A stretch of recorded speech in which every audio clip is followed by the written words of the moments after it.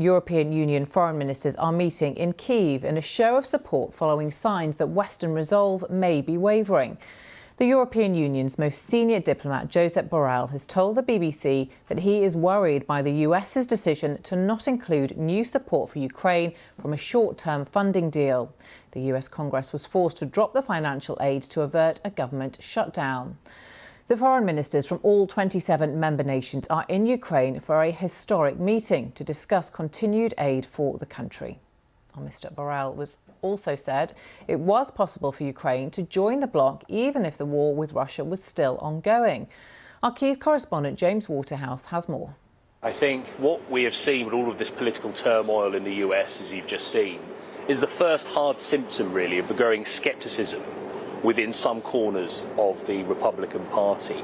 We do have foreign ministers from all 27 member states of the European Union here in Kyiv today. It's a significant meeting and it's an attempt to both unlock future funding on top of the sizable packages which have recently been announced, topping more than 50 billion euros. That's not to be sniffed at, but this is also Europe trying to put on a united front where there are some cracks. There's been an election victory for a populist pro-Moscow party in Slovakia. We're seeing a polarising election in Poland where the issue of support for Ukraine, as well as the refugees who have fled to Poland, is being shone under the spotlight. There really are increased levels of scrutiny from such a staunch neighbour. And of course, Ukraine has long wanted to join the European Union. We're told by senior representatives that it will be one day, but we've never heard when that might happen. I directly asked Josep Borrell, the bloc's most senior diplomat, that question. I cannot give you a precise date, but it is historical what has happened. Ukraine being considered candidate is something that I'm sure without the war it would have been much difficult to happen. And now it's a strong commitment from our side. The European Union has politically decided to say Ukraine belongs to our family. They will become a member as soon as the conditions are met.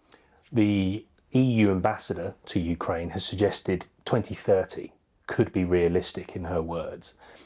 If that was to happen and Russia still occupied a fifth of Ukrainian territory, how realistic would that be? Cyprus become member of the European Union with a part of its territory being occupied. There is a war. And Ukraine has to face two challenges: the war and the criteria for becoming a member. And the most important security commitment that we can give to Ukraine is membership. We've seen a short-term funding deal in the US, which doesn't include new support for Ukraine. We've seen the election results in Slovakia. We've seen Hungary continue to try and block support where it can. Are we starting to see that Western fatigue that Ukraine is so fearful of and that Vladimir Putin is just holding out for? Yes, we see all that, but allow me to say we have also seen the stronger unity of Europeans to support Ukraine. We have seen unanimity on approving I don't know how many sanctions packages. We see unity in order to support military aid. And we see unity from the beginning of the war. Everybody has been putting money and political commitments. In spite of all that, even countries, and you mentioned one, who are reluctant to the sanctions, they have been voting in favor of the sanctions. I am worried by the last decision of the Congress about the Ukrainian funding, but one thing is clear. Us Europeans, for us, the war of Russia against Ukraine is an existential threat, and we have to react according with that. If there is a US president elected next year on a ticket to pull out support, what would the EU do? Would you further increase your support for Ukraine to try and step up, if you like, into that void that will be created? Well, we haven't waited for this possibility to propose to increase our support to Ukraine. I propose to my colleagues of the Foreign Affairs and Defence Council an European fund for supporting Ukraine of 20 billion euros. The President of the Commission has proposed to the member states a civilian side, 50 billion for Ukraine. This was decided much before any speculation about the future of the US politics. So yes, we want to increase our support to Ukraine. Mr. Borrell, thank you very much. Thank you. Thank you to you. Political fatigue is a democratic reality for Ukraine. I think President Zelensky has always known that. Now, throughout the 18 months of this full-scale invasion, the best remedy for Kyiv has typically been military progress. We saw that with the two successful swathes of liberation we saw around this time last year, where Western allies could see what their Western aid, what those billions of pounds was translating into. Now, we are talking in the midst of a grinding counter-offensive.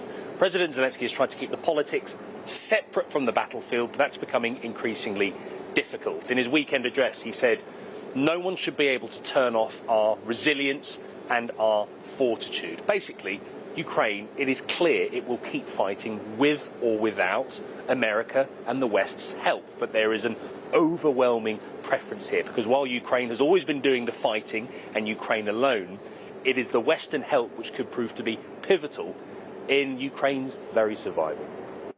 James Waterhouse there. Well, we can speak now to Paul Knott, a former British diplomat who has spent time in Ukraine and Russia. Welcome to you. Thanks very much for being with us. How concerned do you think Ukraine should or will be by the decision by the US at the moment not to approve further funding for this war? I think clearly it's a concern for everybody concerned, Ukraine most of all, but everybody that supports them. I think we shouldn't be sort of go overboard just yet. I mean, I think the signs are the sort of Biden administration, and actually the big majority of people on both sides in the US are still quite strongly behind Ukraine, and they seem confident they might be able to push something through separately. So, this was clearly a byproduct of a sort of domestic political situation in the US, but which may not lead to big problems in the long run. But I think obviously the long-term concern is if the skepticism grows and starts to gather momentum in the US most of all, but also in Europe, because Ukraine needs our support and we need it to succeed. So it would be bad news, and it's of course very encouraging to Putin and Russia as well if the support is seen to be fading, or if it actually does. Yeah, well, politics, of course, really plays into it, certainly in America. A CNN poll back in August found that most Americans oppose additional funding for Ukraine. I mean, let's look at the numbers. The US has already supplied $46 billion towards this war. I think President Biden has requested another $24 billion. And you might understand why a lot of Americans say, well, hang on a minute, why should we be funding this war effort? What do you think Ukraine would need to say in response to that?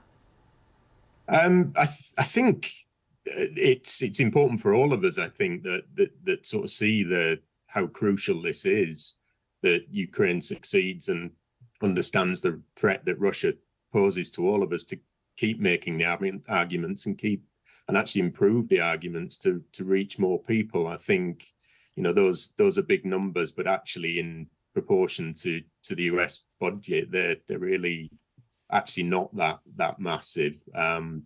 And bearing in mind as well, a lot of the spending on arms actually gets recycled back into the US economy, because it goes to US arms producers and the people who have those jobs. But I saw recently, actually, which perhaps is the kind of thing, it's a little brutal, but a US Republican group that supports Ukraine pointing out for less than 5% of the US military budget, Ukraine's basically destroyed about 50% of the Russian army, which is probably one of is the greatest threat, I think, at the moment, of aggressive threat to the democratic world, which in that sense seems like a reasonable value for not having even to put any American or other European boots on the ground.